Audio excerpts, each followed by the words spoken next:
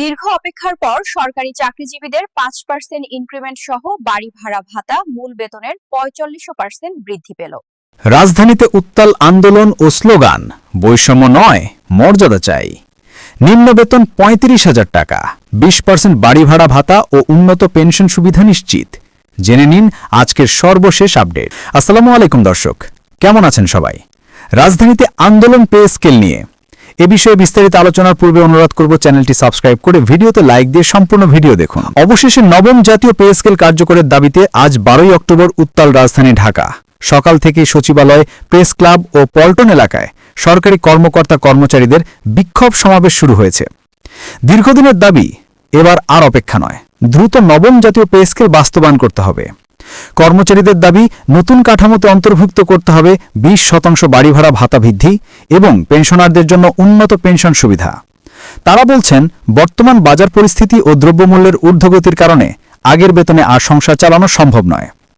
তাই এখনই বাস্তবসম্মত ও মর্যাদাপূর্ণ একটি পে স্কেল কার্যকর করা সময়ের দাবি।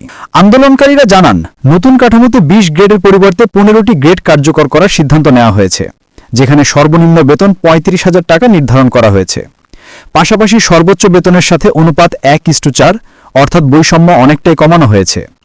এর ফলে নিম্নপদস্থ কর্মচারীদের জীবনে আসবে আর্থিক স্বস্তি ও স্থিতিশীলতা। কর্মচারীর আশাবাদী, এই কাঠামো কার্যকর হলে সরকারের প্রশাসনিক দক্ষতা আরও বৃদ্ধি পাবে এবং সরকারি চাকরি আবারও হবে গর্বের প্রতীক। রাজধানীর বিভিন্ন স্থানে অনুষ্ঠিত এই বিক্ষোভে সরকারি বিভিন্ন দপ্তরের কর্মকর্তা কর্মচারী ছাড়াও অংশ নিয়েছেন অবসরপ্রাপ্ত কর্মচারীরাও। তাদের হাতে থাকা ব্যানার ও প্ল্যাকার্ডে লেখা ছিল, বৈষম্য নয়, মর্যাদা চাই। পেনশনারদের প্রাপ্য দিতে হবে এখনই। ২০% বাড়ি ভাড়া ভাতা চাই অবিলম্বে। দীর্ঘদিনে বেতন বৈষম্যের অবসান চেয়ে তারা সরকারের দৃষ্টি আকর্ষণ করেছেন। সচিব ও কর্মচারীদের মধ্যে বিশাল বেতন পার্থক্য কমানো এবং একই কাঠামোর মধ্যে সবার মর্যাদা সমান রাখার দাবিতে স্লোগান তুলেছেন তারা। অর্থ উপদেষ্টা ড. সালাহউদ্দিন আহমেদ গণমাধ্যমে জানিয়েছেন, সরকার ইতিমধ্যে নতুন পে স্কেল বাস্তবায়নের প্রাথমিক অনুমোদন দিয়েছে। তিনি বলেন, ২০ গ্রেডের পুরনো কাঠামো বাতিল করে ১৫ গ্রেডের নতুন কাঠামো প্রবর্তনের কাজ চলছে, যেখানে সর্বনিম্ন বেতন হবে ৩৫,০০০ টাকা এবং অনুপাত থাকবে ১:৪। অর্থ উপদেষ্টা আরও জানিয়েছেন, পেনশন কাঠামোতে বড় পরিবর্তন আসছে, যাতে অবসরপ্রাপ্ত সরকারি কর্মকর্তারা জীবনের শেষ পর্যায়ে আর্থিক অনিশ্চয়তায় না পড়েন। অন্যদিকে আন্দোলনরত কর্মচারীরা বলছেন, শুধু বেতন বাড়লেই চলবে না, প্রয়োজন ভাতা ও পেনশন সুবিধার যথার্থ সমন্বয়। বর্তমানে চিকিৎসা, বাসা ভাড়া ও নিত্য প্রয়োজনীয় দ্রব্যের দাম যেভাবে বাড়ছে, তাতে আগের কাঠামোতে আর প্রয়োজন মেটানো সম্ভব নয়। তাদের দাবি, নতুন কাঠামোর সাথে সাথে বাড়ি ভাড়া ভাতা অন্তত ২০% বৃদ্ধি করতে হবে এবং পেনশন নির্ধারণ করতে হবে সর্বশেষ বেতনের ভিত্তিতে, যাতে পেনশনাররা সম্মানের সঙ্গে জীবনযাপন করতে পারেন। রাজধানীর রাজপথে আজ সারাদিন ধরে চলছে মানববন্ধন, সমাবেশ ও স্লোগান। সরকারি বিভিন্ন দপ্তরের কর্মচারীরা একত্রে ঘোষণা দিয়েছেন, যতদিন না নবম জাতীয় পে স্কেল কার্যকর হচ্ছে ততদিন আন্দোলন চলবে।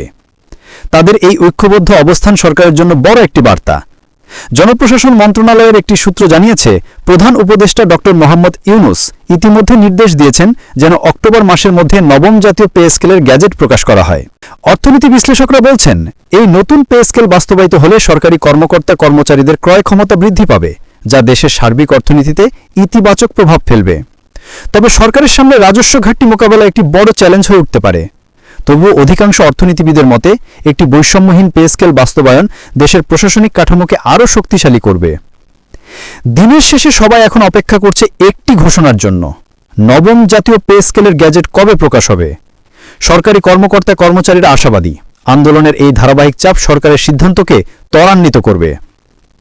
যদি এই কাঠামো বাস্তবায়িত হয়, তবে সরকারি চাকরিজীবীদের বেতন প্রায় দ্বিগুণ হবে, পেনশন সুবিধা বৃদ্ধি পাবে এবং দীর্ঘদিনের বৈষম্যের অবসান ঘটবে।